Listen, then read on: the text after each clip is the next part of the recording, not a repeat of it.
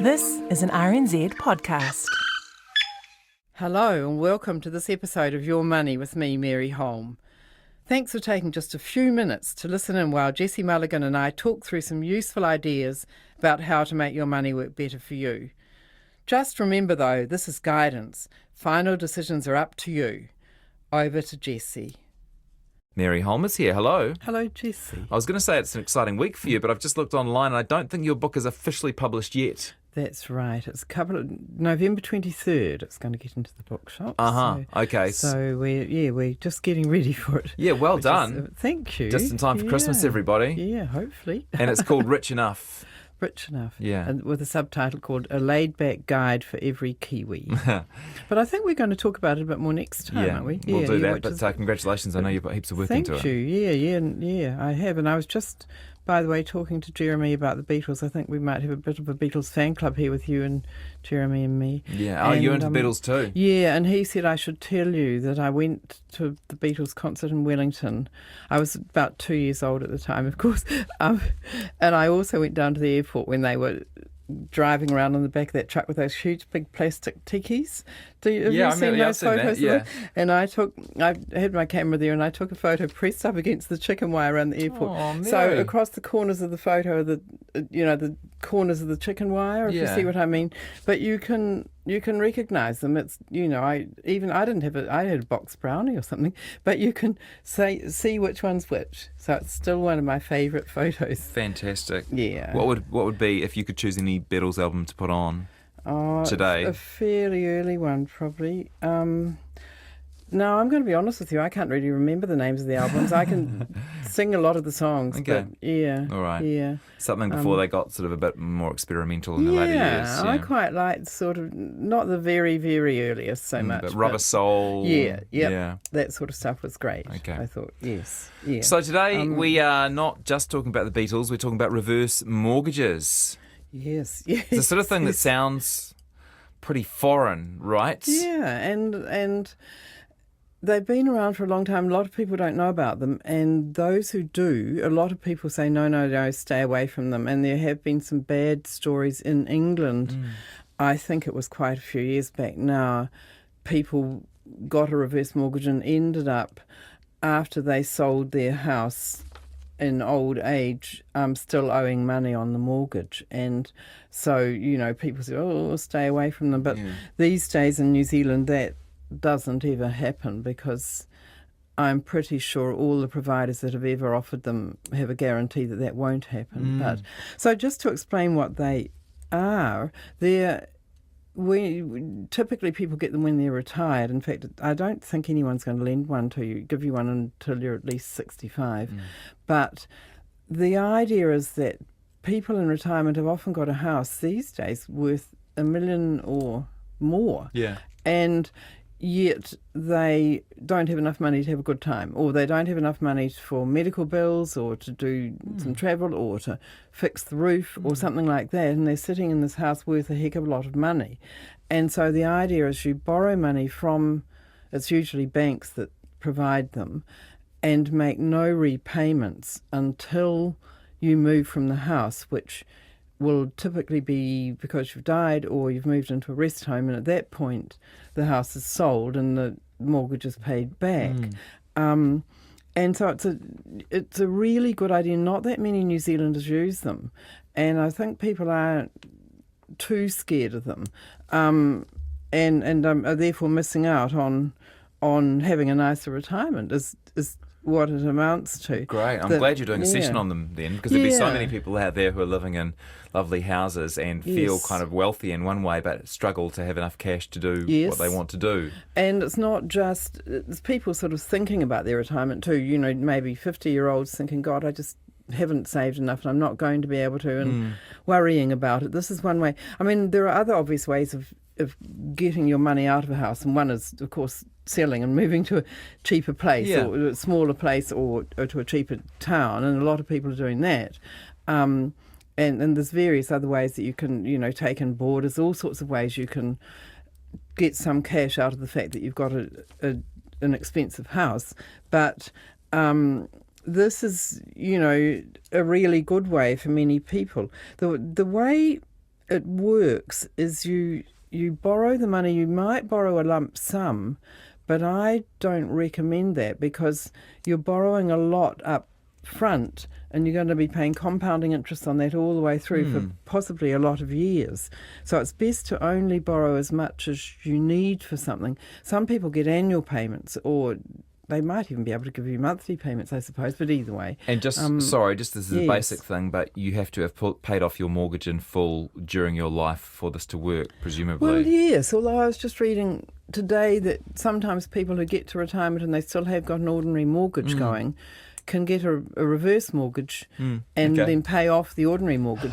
and the point is then that they're just not making any more payments, any more mortgage payments all the way through until the time you move out of the house. And for retired people, that's a big plus often. So sometimes you can get a lump sum, but as I say, I would highly recommend you don't get any more than you need at the time. You might be able to get regular payments to supplement your New Zealand super, set up perhaps monthly or maybe even more often.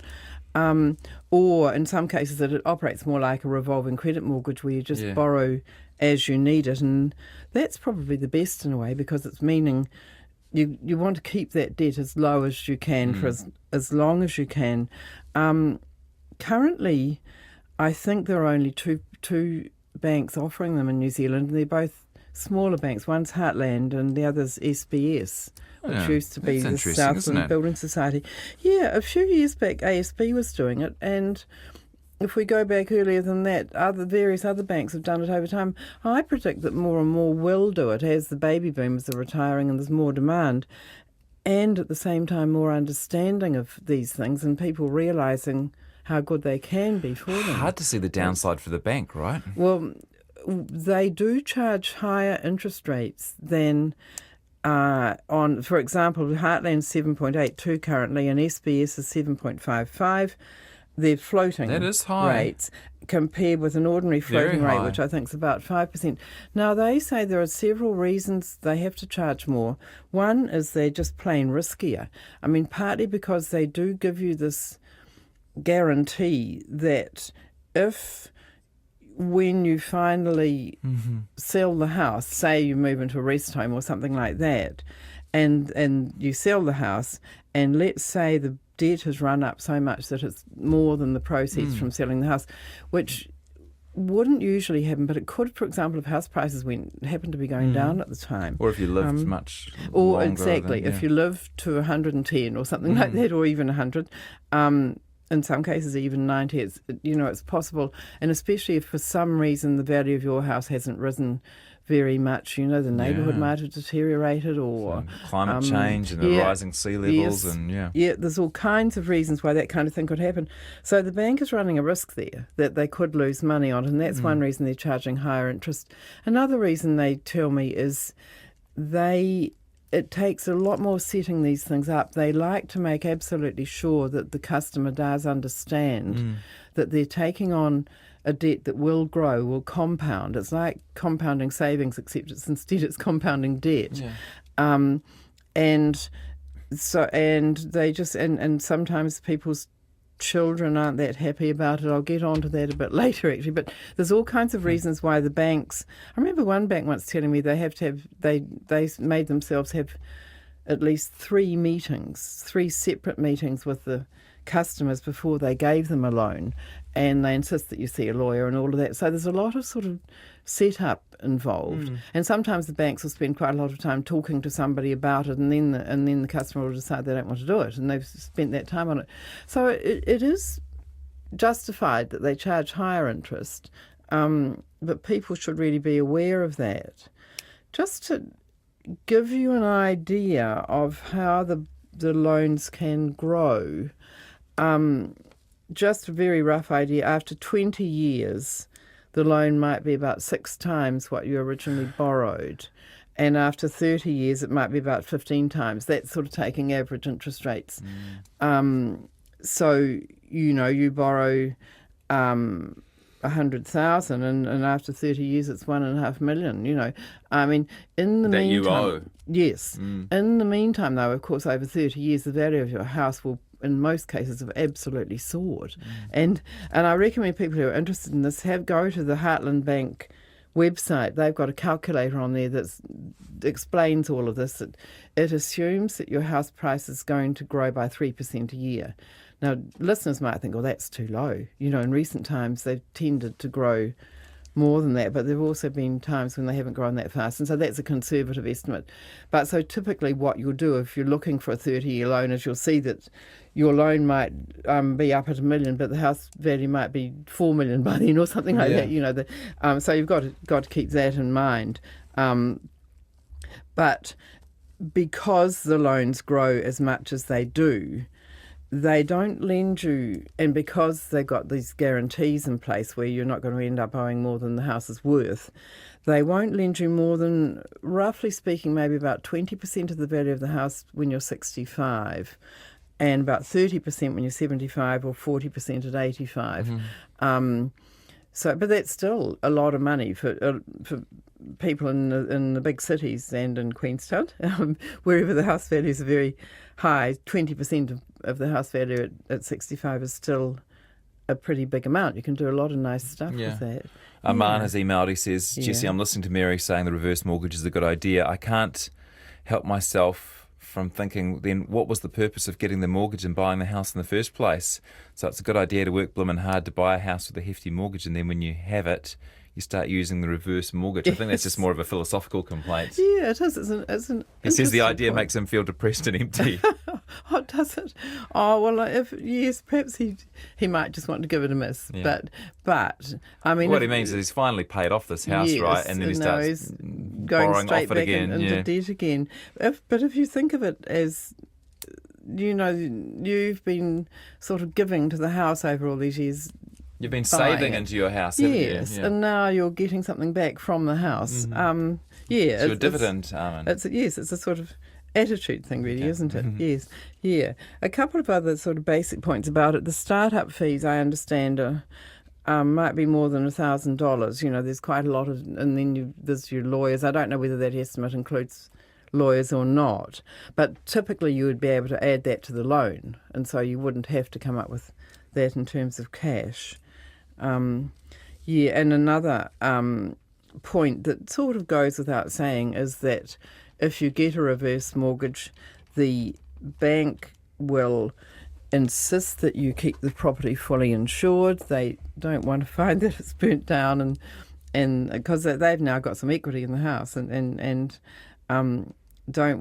that you've got to fully insure it, you've got to maintain it, you've got to sign stuff to say you will keep it maintained. So they don't want it, just getting, because some people could say, well, by the time I move or die or move into a rest home, I don't really care about this house anymore. There's not going to be much of my money in it, so I'm not going to bother to fix the roof and things like that. Well, they've got to keep the maintenance up. They've got to pay the rates and all of that. But I mean, most people in retirement would be doing that anyway, be taking care of their houses.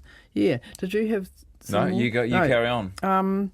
There's a couple of key questions people should ask, and this comes from the Commission for Financial Capability. They've come up with a list. And by the way, while I'm thinking about that, they have got some information on their website, but also Consumer New Zealand has got a really good article about reverse mortgages. So if people go to their website, they look at the pluses and the minuses as well, and that's worth reading. What you should ask about before you commit to this thing is whether you've got the right to live there for life. And I think they pretty much always do, but you just want to check that. Okay.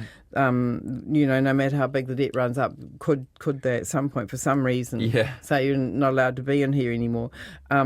What if you move? And it'd be really good to try and get some sort of guarantee that, let's say you want to move to be nearer your adult children and your grandchildren. I mean, that's not an uncommon thing for people. And they're still out and about. They're not heading for the rest home or anything like that, but they just want to move house. So I would strongly recommend that you get that sorted before you signed, that you would be able to move the mortgage with as you move house. That the bank might say new house has got to be X, Y, or Z, but typically they would do that. That you want to check you've got that guarantee that you won't owe more than the proceeds of selling the property at the end. But as I say, I think that's pretty much standard. It's part of the deal these days. Yes. How will your loan affect your estate when you die? Just so you're totally clear about that. I mean, the money does come out of what might otherwise have been left to the children. And speaking of the kids or anyone else who's you're going to leave your money to, you can usually with one of these mortgages set aside a certain amount. Say, I want to set aside 25% of the house that can't be encroached on, right? So that the kids at least inherit that much. If you do that, of course, the bank will lend you less, but that's quite often a stipulation that some people want to make, that just make sure they don't have all the inheritance going away. The interesting question is whether you should tell your family you're doing this, and they might think that you're asking them to approve it. Well, yes, and this is eating into their inheritance. It just depends so much on circumstances. I mean, I would say generally, if your kids are reasonably nice people, it is a good idea to tell them, because otherwise they might just be thinking, they're perfectly nice people, but they're thinking, well, when mum and dad pop off, there might be $500,000 in there for us. They might have already spent it. Yeah, well, exactly. Yeah. And you don't really want after you die them to get this horrible shock. But on the other hand, I was actually talking about reverse mortgages in a seminar I was doing just the other day up at the university, and I said, I think, you should tell the family. And a woman in the front row said, no, you shouldn't. And I said, why not? And she said, she had worked in this area, and she had found that when some older people told their children, the kids said, no, don't do that, and just talk them out of it. Yeah. And they're not a neutral party. Well, certainly not. No. If the kids are particularly stroppy, and you could say perhaps grasping, or maybe that's a bit unkind, but what could have happened is the kids have heard that reverse mortgages are a rip-off, and so they don't want their parents to be ripped off. Yeah. I mean, that is possible. They're not a rip-off. They do charge higher interest, but we've talked about why. I don't think they're a rip-off. But if you've got kids who you don't think you should tell because they might try and talk you out of it, well, don't tell them. I mean, you're not obliged to. It's just each situation's different, isn't it? And people just have to work that one out for themselves. Yeah, it's funny how somebody's opinion of an idea quite often neatly coincides with whether or not they're going to benefit from the idea. Look, it's true of all of us, I'm sure, aren't you? Yes, and often people don't even realise that that's the reason they oppose it, but they oppose it subconsciously because it's not going to benefit them, and then they find the evidence to support it. Yes. As I say, if you Googled reverse mortgages, especially around the world, and over time you could come up with some pretty negative stuff that's been written about them to present to mum and dad to say, hey, don't do this. But I mean, on the other hand, you hear quite often of the adult children going to their parents and saying, hey, do this. You guys aren't having as nice a time in retirement as you could have. Why don't you?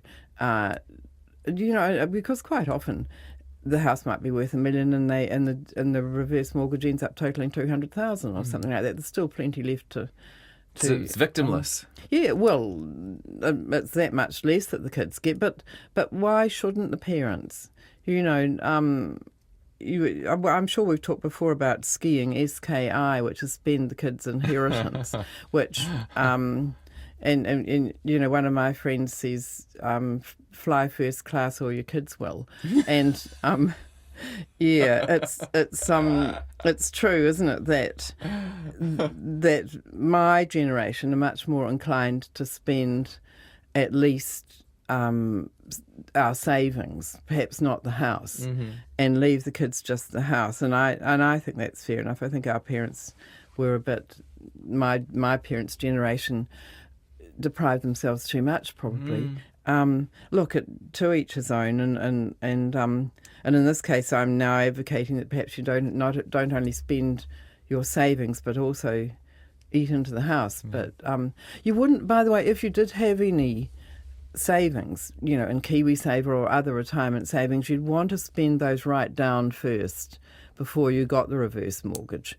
It'd be a good idea perhaps to just talk to the bank earlier on to just make sure that they would be able to give you one. But the providers come and go. That's the thing. 10 years from now, there'll be different ones offering them. I'm sure there'll always be someone offering them because they are, a worthwhile product.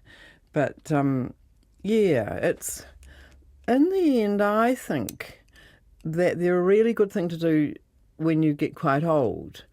In fact, I personally think what I'll do when I retire is plan to spend my money until I'm 90 and then get a reverse mortgage at that point, because it doesn't run up a heck of a lot in 10 years, and probably I won't last more than 10 years from who knows. No, you'll still be doing your fortnightly slot on our show, Mary, that's for sure. Hey, Mary's book comes out in a week or two, but we'll talk about that next week. Thank you so much. Yes, it's a pleasure, Jess. And if you're listening and you know someone who this could be useful for, send them to the website where all Mary's conversations with me are podcasted. Someone told me, a friend told me the other day that it takes ages to get your podcasts up on the website. Has that been your experience? I don't really go and look at them. So yeah, no, it should really be up there sort of within 20 minutes or something. But anyway, if you have any problems, do get in touch. Can I make one more very quick point?